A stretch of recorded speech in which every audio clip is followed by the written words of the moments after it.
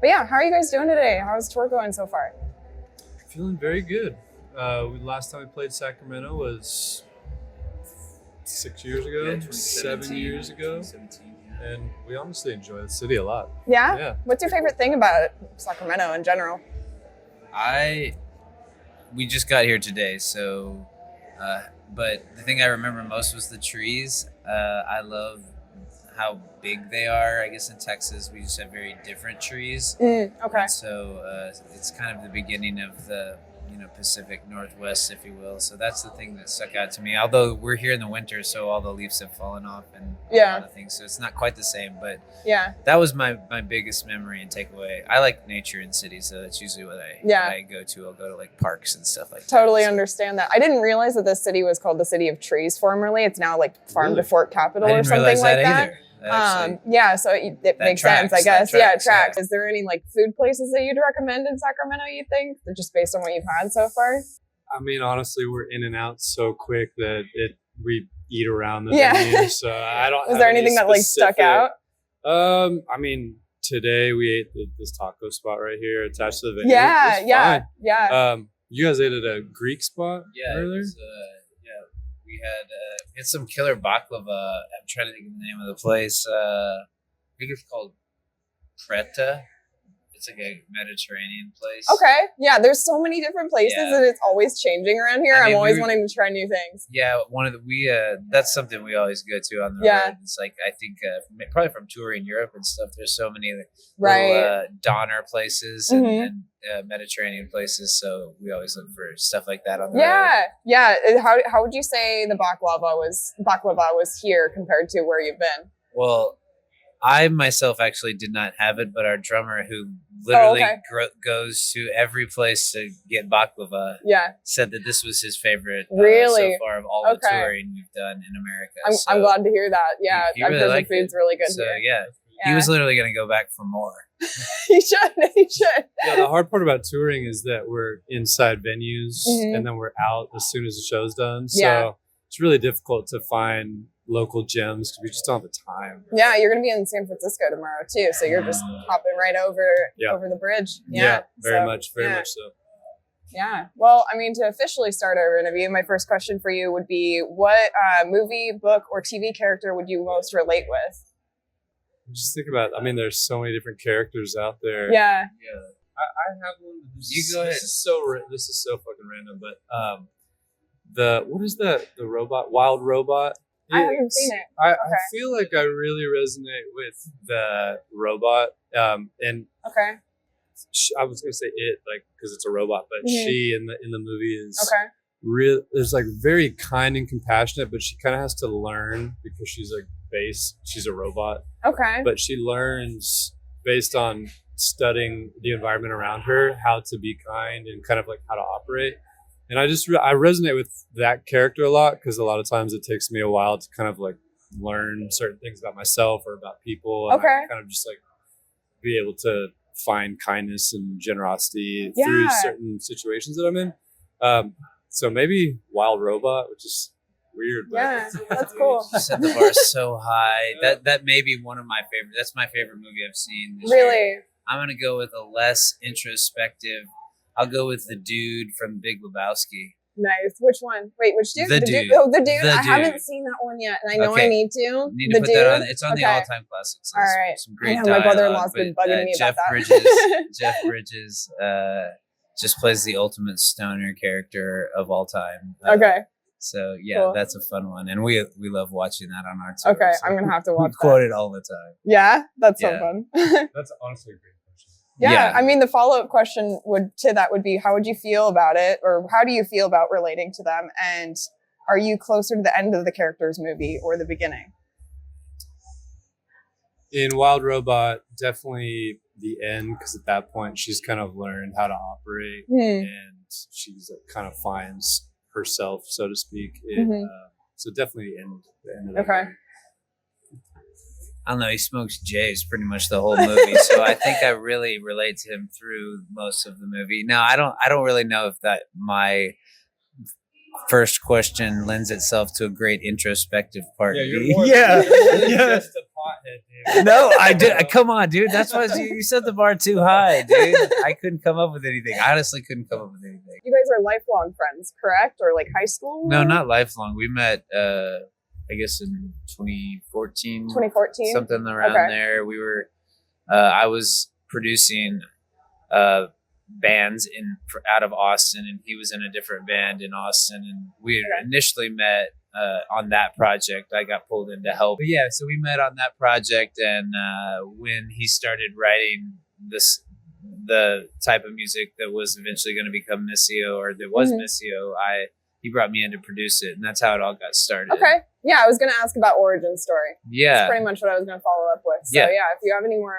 things to add. Yeah, I remember because we had hired a different producer at the time. Okay. One of my buddies who connected us, and it was funny because David came in for this pre-production, and he ended up crushing my buddy who was supposed to be the producer, and I was like, dude, that guy knows what he's talking about. Like, we should work with him. So I ended up really respecting him musically and what he was doing.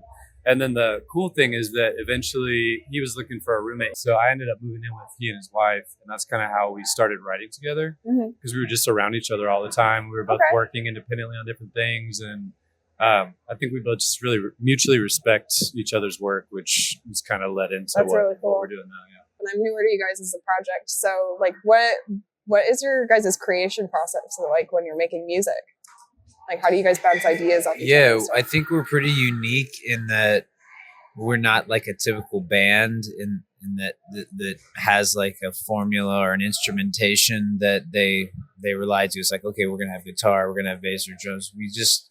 We're really like songwriters, and I think every song is a little bit of a blank canvas. And so for a new listener, a lot of times it's overwhelming because we have a large catalog of hundreds of songs. We have like 5 albums out now, and B, we cover a lot of genres. And so what is the constant is that our aesthetic and then our songwriting and our lyrics and the emotional stuff is really what ties it all together. Yeah, same. No comments after that. Cool. Awesome. Yeah, thanks for enlightening me. I've been curious about that because you guys do have pretty unique sound. You guys bring a lot of different genres together, which I find really unique about you guys. And then I also heard that you guys are like metalheads at heart. So as a metalhead at heart, it's really cool to like. Yeah. What would you say? Who would you say inspired you when you were learning how to make music? We just answered that earlier with a fan. I mean, we listen to so many different genres and so many different artists, and I think that's where the eclecticness of MISSIO comes from. But I mean, anything from like Radiohead, Deftones, System of a Down, Led Zeppelin, folk music, hip hop, old school hip hop, modern hip hop, Schoolboy Q, Kendrick Lamar. I mean, literally everything. We just love music, and I think a lot of that translates into the music that we do. So yeah, cool, yeah, sweet. Well, Whitechapel, Job for a Cowboy, God, like heavy shit. Yeah. I got this piercing the other day, and they were like, "Hey, what song do you want to play?" And I was like, "Dude, play Whitechapel." Yeah. So they turned it on. I was like, "Let's fucking go." That's amazing. Yeah. I don't know. It's more of a basic question again, but what is the meaning of your band name? I was intrigued by it. When I was in rehab, my sister had sent me a phrase called MISSIO Day. And so it kind of helped get me through my sobriety and recovery. Oh, wow. Okay. And then as I kind of strayed away from religion, I really just associated with the mission part of it. And I think it's given us kind of a focus and a purpose of what MISSIO is for. And it's more so than just playing music. It's about trying to help people and get them through their own struggles and depression and anxieties and all that. So it's a reminder whenever I can think about it that there's a purpose and a mission behind what we're doing. Okay. But it's an old school Latin word, which I also thought was cool. I was intrigued by that because I looked up the definition and I was like, okay, there's got to be a story behind that. And I'm sure you've answered that, but I thought I'd ask myself because I like finding out for myself. Absolutely. Yeah, and I also like that it's kind of gothic feeling as well, which is dead language. Yeah, I love some good gothic tones. Same. Yeah. Did you guys see Nosferatu recently? Oh my god. Me too. I want to go see it again. Yeah. I love that.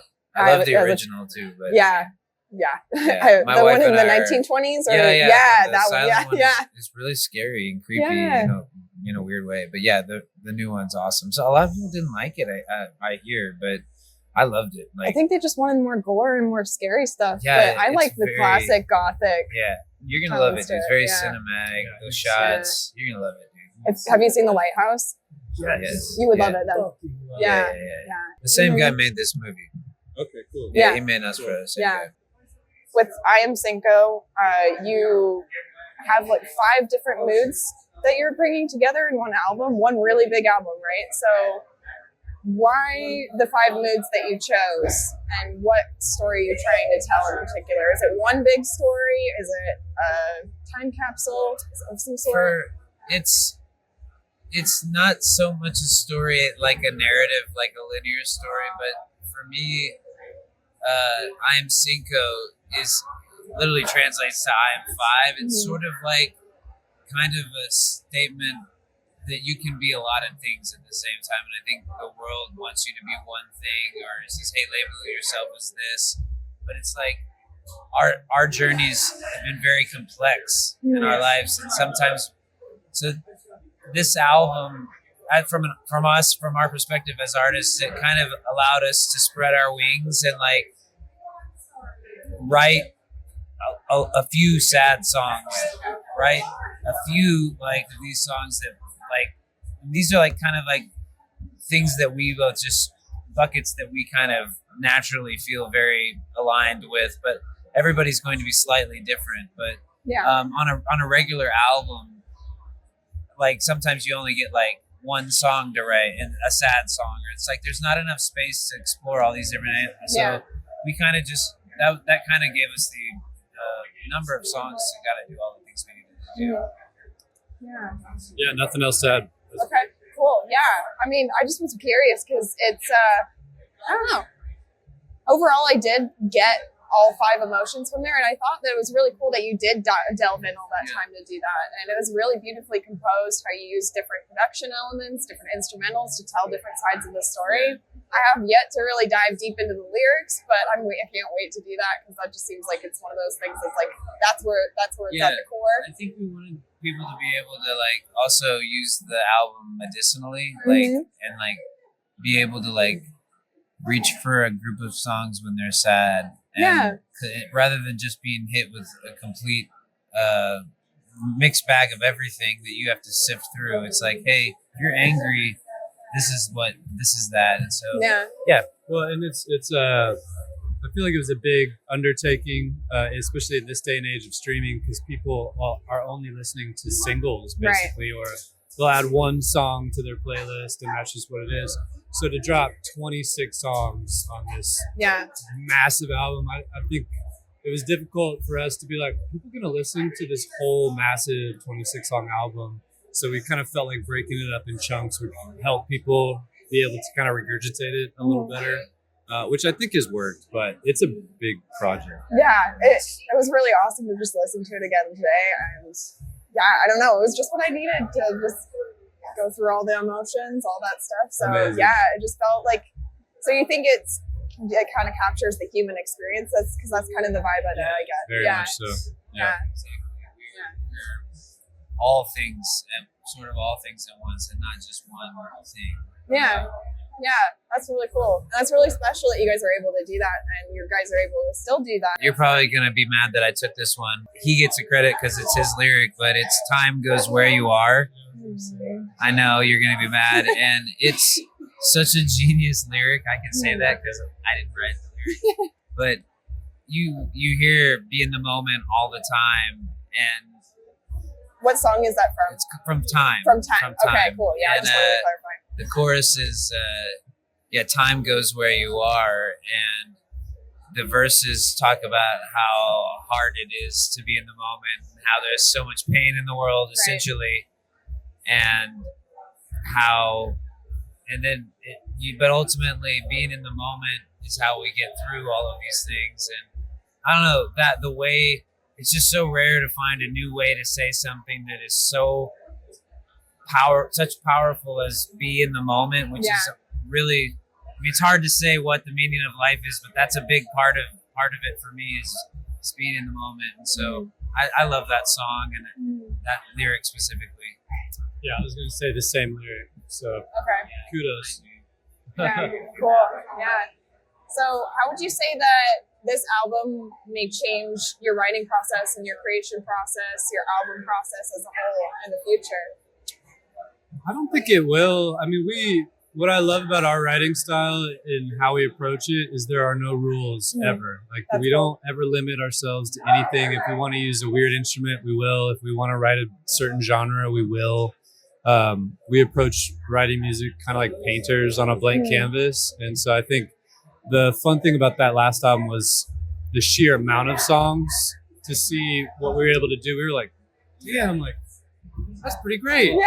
So I think moving forward, we're going to keep doing the same thing, but with 26 songs, we've gotten better at being able to understand, like, okay, we really like how this was done, or we like the creativity of this one, and we can kind of carry some of those things into the next one. But we're really very free flow about how we write and never feel stuck like it has to be a certain thing. I do think, I'll just add one tiny thing onto that, is that I think after I'm Cinco, we're both a lot more confident in ourselves because we did the vast majority of that record just completely by ourselves, where him and I just went to Mexico City, no producers, no engineers. We wrote and recorded and mixed the songs ourselves. And it's always been something that we can do, but we've always worked with other people. We love working with other people, and we'll probably work with other people in the future. But how it will change ours is that we know, and we're confident now that it's just, we have that, because it was just such a special, specifically going to Mexico City with just the two of us and getting away from everybody and doing this record. I will cherish that memory. Just so, it's probably the most fun I've ever had doing a record ever. So I think that's one of the key takeaways for me as an artist, is just that, you know, it opened up. We can do this wherever we want, wherever, whenever we want to do it. Cool. And that's freeing, you know? Yeah, cool. Well, thanks for sharing all that. And I mean, my last question for you would be, what's next? What are you thinking outside of this tour?